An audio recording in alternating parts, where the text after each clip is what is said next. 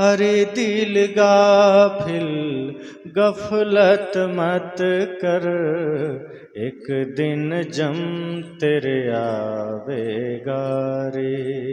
साहब ने कहा ये संसार में तुम सौदा करने आए हो। सब लोग ध्यान देना, अस्थाई कोई नहीं है। ये संसार एक बाजार है, एक हाट है। हम सब सौदा करने आए, और सौदा क्या करना है?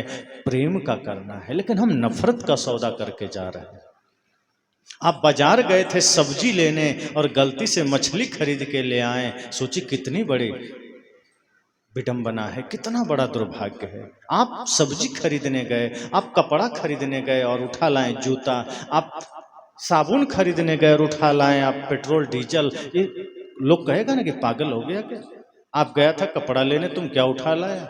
साहब कहते हैं तुम भी इस संसार में प्रेम का सौदा करने आया था, सत्य का सौदा करने आया था, धर्म का सौदा करने आया था।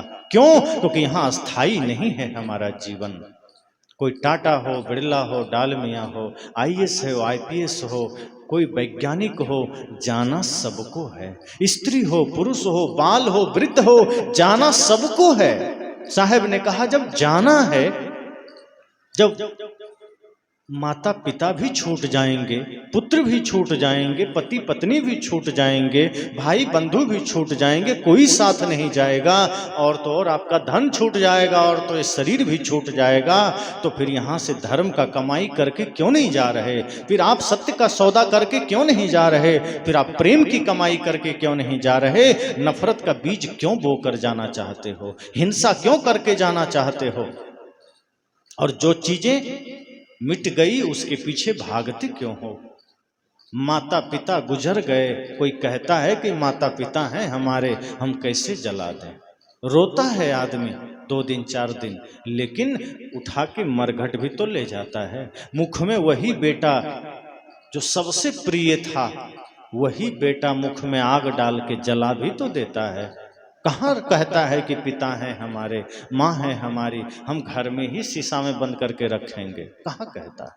छूटता है सब बिखर चला जाता है। आज आप जिसके लिए पूरा सपना संजोए हैं कि ये मेरा बेटा है, ये बेटी है, ये धन, ये जमीन, ये जायदाद, ये शिक्षा, ये दीक्षा, सब इसके लिए है, वही आपको मरघट पहुंचा देता है।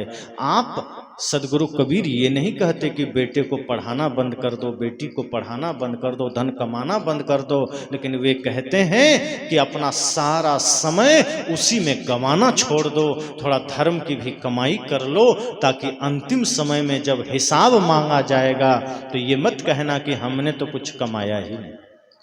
क्योंकि वो धन जो आप कमा रहे हैं वो साथ जा नहीं सकता, और जो जा सकता था वो धन आपने कमाया नहीं। समय अंतिम आ रहा है, बुढ़ापे का, मौत का, और यहाँ से विदा हो जाना है। फिर अंत में वही धर्म की कमाई साथ आएगा। इसलिए साहब ने कहा बने जो कुछ धर्म कर ले, यही एक साथ जाएगा। इसलिए जीवन थोड़ा है, आप जो कुछ भी बनिए, संसार में बनिए, धन कमाइए, लेकिन इतना याद रखिए कि एक दिन सब छोड़ के चल देना, सब यहीं रह जाएगा। जो जमीन आप अपने नाम रजिस्ट्री कर रहे हैं, आपसे पहले न जाने कितनों के नाम हो चुकी, और आपके बाद कितनों के नाम हो जाएगी। इसलिए रजिस्ट्री करिए, लेकिन उसमें खुद को बांधिए मत। ये सोचिए कि मेरा दायित्व है, फर्ज है, कर्तव्य है, परिवार के लिए, समाज के लिए वो निभा देना है, बाकी हमें अपना धर्म की कमाई भी करके जाना है। साहब ने कहा सौदा करन को या जग आया, पूंजी लाया, जो पूर्व जन्म में कुछ अच्छा कमाई किया था वो भी लाके यहाँ गंवा दिया। नया कोई धर्म का काम किया ही नहीं, कोई पुण्य का काम किया ही नहीं, वही झगड़े, वही लालच, वही ईर्ष्या, वही द्वेष, वही नफरत, वही घृणा। साहब ने कहा नहीं, सुन मेरे साजन, सुन मेरे मीता। कितना प्यार से साहब कहते हैं। साहब ने बड़े मीठे शब्दों में कहा या जीवन में क्या क्या कीता। साहब कहते हैं इस जीवन में तुमने क्या क्या किया। हिसाब मांग रहे हैं साहब, आप सबसे हिसाब पूछ रहे हैं कि क्या क्या किया। तब आदमी चुप हो जाता है कि हमने तो कुछ बढ़िया काम नहीं किया। तब साहब ने कहा तुमने क्या किया, रुको मैं बताता हूं। साहब कहते हैं सिर पाहन का बोझा लीता, आगे कौन छुड़ावेगा। तुमने तो अपने सिर पर पत्थर का बोझा लाद लिया है। जिस सिर पर तुम्हें धर्म का बोझा लादना था, जिस सिर पर तुम्हें सत्य को धारण करना था, ज्ञान को धारण करना था, गुरु की आज्ञा को धारण करना था, गुरु को सिर पर रख के चलिए आज्ञा माए, उस सिर पर तुमने अहंकार का पत्थर का बोझा लाद लिया। बताओ आगे कौन सहारा देगा? तब साहब कहते हैं, परली पार तेरा मीता खड़िया, इस माया के जगत के उस पार, इस अहंकार के जगत के उस पार सदगुरु हैं, और उसका तुमने कभी ध्यान नहीं दिया। तुम संसार में ही मन को लगाया, तुमने धन में मन को लगाया, पाप में मन को लगाया, लेकिन इस माया के उस पार सदगुरु खड़े हैं, तुमने उनसे कभी अपने मन को नहीं लगाया। और जो टूटा हुआ नाव है उसमें जाके तुम बैठ गया तो गाफिल गोता खावेगा। तुम तो बीच धार में डूबोगे ही डूबोगे, लेकिन सदगुरु को अगर तुमने पकड़ लिया, उनकी शरण में चला गया, तो फिर ये भवसागर से सदगुरु तुम्हें पार कर देंगे। अंत में साहब कहते हैं, कहत कबीर तुम्हें समझाई, अंत काल तेरो कौन सहाय। सब लोग आंख बंद करना, घर जाके 5 मिनट सोचना, अंत काल जब आएगा कोई जानता तो नहीं कब मौत आ जाए। साहब ने ये नहीं कहा कि मौत से डरिए, साहब ने कहा बस सजग रहिए कि वो कभी भी आ सकता है।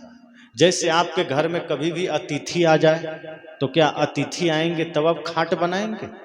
अतिथि आएंगे तब कपड़ा खरीदने जाएंगे? तब आपको सब्जी बनाना है तो क्या लौकी आप तब बोएंगे, गेहूं बोएंगे? साहब ने कहा नहीं, अतिथि ना आ जाए इसलिए आप पहले ही बिछावन तैयार रखते हैं, पहले ही घर में झाड़ू लगा के रखते हैं, पहले ही सब्जी खरीद के रखते हैं, पहले ही बेड तैयार रखते हैं, घर को साफ रखते हैं कि कोई अतिथि ना आ जाए।